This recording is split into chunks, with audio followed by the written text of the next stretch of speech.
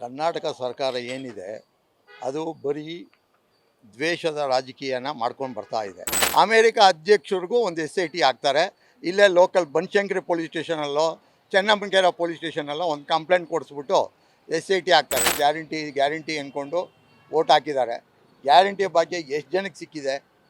6.5 ಕೋಟಿ ಜನಕ್ಕೂ ಸಿಕ್ಕಿದೆಯಾ? ಇಲ್ಲ. ಏನೋ ಒಂದು ಆಸೆ ತೋರಿಸ್ತಾರೆ. ಆ ಆಸೆಗೆ ಇವರು ವೋಟ್ ಹಾಕಿ ನಮ್ಮ ಕರ್ನಾಟಕನ ಈಗ ಅಧೋಗತಿಗೆ ತರ್ತಾ ಇದ್ದಾರೆ. ಸರ್, ನಮ್ಮ ರಾಜ್ಯ ಸರ್ಕಾರದಲ್ಲಿ ನಾವು ಇತ್ತೀಚೆಗೆ ನೋಡ್ತಿದ್ದೀವಿ. ಏನು ಅನ್ಸುತ್ತೆ ಸರ್, ಅಂದರೆ ದ್ವೇಷದ ರಾಜಕೀಯ ನಡೀತಿದೆ ಅಂತ ಅನ್ಸುತ್ತಾ? ಈಗ ನಮ್ಮ ಕರ್ನಾಟಕ ಸರ್ಕಾರ ಏನಿದೆ ಅದು ಬರೀ ದ್ವೇಷದ ರಾಜಕೀಯನ ಮಾಡ್ಕೊಂಡು ಬರ್ತಾ ಇದೆ. ಯಾಕೆ ಅಂದರೆ ಸಿದ್ದರಾಮಯ್ಯನ ವಿರುದ್ಧವಾಗಿ ಯಾರೇ ಮಾತಾಡಿದ್ರೂ ಅವ್ರನ್ನ SIT ತನಿಖೆಯಿಂದ ಹಾಕ್ತಾಯಿದ್ದಾರೆ.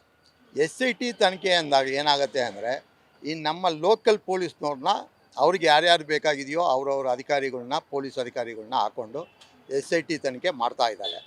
ಈಗ ಕೇಂದ್ರ ಸಚಿವೆಯಾದಂಥ ನಮ್ಮ ಹಣಕಾಸು ಸಚಿವೆ ನಿರ್ಮಲಾ ಸೀತಾರಾಮನ್ ಆಗಲಿ, ಆಮೇಲೆ ನಮ್ಮ ನಡ್ಡಾ ಅವರಾಗಲಿ, ಎಲ್ಲರ ಮೇಲೂ ಕೇಸ್ ಹಾಕ್ತಾಯಿದ್ದಾರೆ.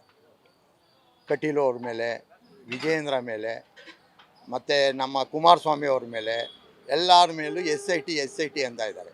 SIT ಅಂದರೆ ಯಾರು? Special investigation team. ಅದು ನಮ್ಮ ಲೋಕಲ್ ಪೊಲೀಸ್ ಅಧಿಕಾರಿಗಳು. ಈಗ ನೆಕ್ಸ್ಟ್ ಏನಾದರೂ ಅಮೇರಿಕ ಅಧ್ಯಕ್ಷರೇನಾದರೂ ಇವ್ರ ವಿರುದ್ಧವಾಗಿ ಮಾತಾಡಿದ್ರೆ ಅಮೇರಿಕ ಅಧ್ಯಕ್ಷರಿಗೂ ಒಂದು SIT ಹಾಕ್ತಾರೆ.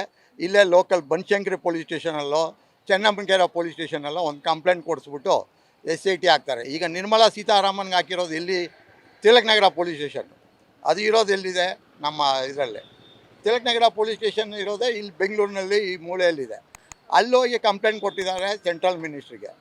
ಈ ರೀತಿ ಆಗ್ತಾ ಇದ್ದಾಗ ಏನಾಗುತ್ತೆ? ನಾಳೆ ಅಮೇರಿಕಾದ ಸಿದ್ದರಾಮಯ್ಯ ವಿರುದ್ಧವಾಗಿ ಯಾರಾದರೂ ಮಾತಾಡಿದ್ರೆ ಅಮೇರಿಕಾವಾದರೂ ಸರಿ, ಅಮೇರಿಕ ಅಧ್ಯಕ್ಷರನ್ನು ಹಾಕ್ತಾರೆ, ಚೀನಾ ಅಧ್ಯಕ್ಷರನ್ನು ಹಾಕ್ತಾರೆ.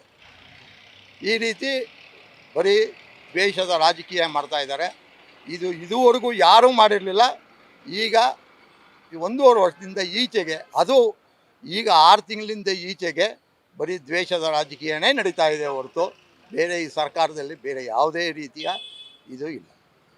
ಸರ್, ಇವಾಗ ಜನಗಳೇನೋ ಒಂದಷ್ಟು ಯೋಜನೆಗಳನ್ನ ನಂಬಿ ಒಂದು ವೋಟ್ ಮಾಡಿದ್ದಾರೆ. ವರ್ಷದ ಮೇಲೆ 4 ತಿಂಗಳಾಗಿದೆ ಸರ್ಕಾರ ಬಂದು. ಬಟ್ ನಾವು ಇಲ್ಲಿವರೆಗೂ ನೋಡ್ತಿರೋದು ಒಂದು ದ್ವೇಷದ ರಾಜಕೀಯ, ಇನ್ನೊಂದು ಹಗರಣ, ಇನ್ನೊಂದು ಆರೋಪ. ಇಷ್ಟು ಬಿಟ್ಟು ಬೇರೆ ಏನು ನೋಡ್ತಿಲ್ಲ.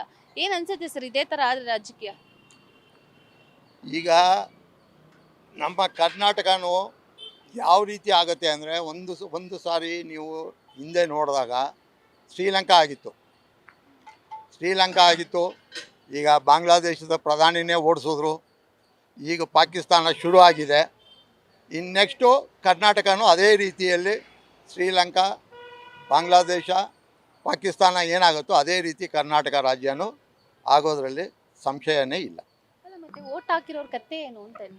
ವೋಟ್ ಹಾಕಿದವರು ಅವ್ರವ್ರಿಗೆ ಬೇಕಾಗಿರೋದು ಗ್ಯಾರಂಟಿ ಭಾಗ್ಯಗಳನ್ನ ನೋಡಿಕೊಂಡು ಗ್ಯಾರಂಟಿಗಳು ಕೊಟ್ಟರು, ಗ್ಯಾರಂಟಿ ಅಂದ್ಕೊಂಡು ವೋಟ್ ಹಾಕಿದ್ದಾರೆ.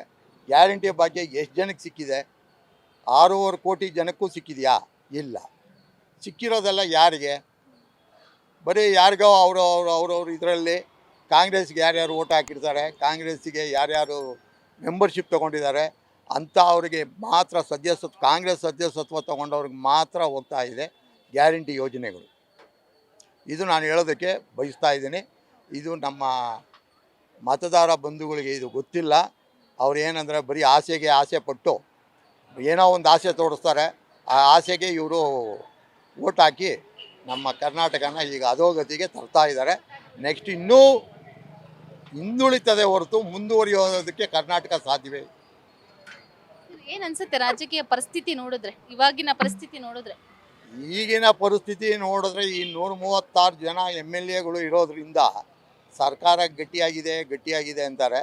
ನೆಕ್ಸ್ಟು ನೋಡೋಣ ಯಾವ್ಯಾವ ರೀತಿ ಏನೇನಾಗುತ್ತೆ, ಬದಲಾವಣೆಗಳು ಏನೇನಾಗುತ್ತೆ ಅಂತ ಗೊತ್ತಾಗುತ್ತೆ. ಅದು ಕಾದು ನೋಡಬೇಕಷ್ಟೆ.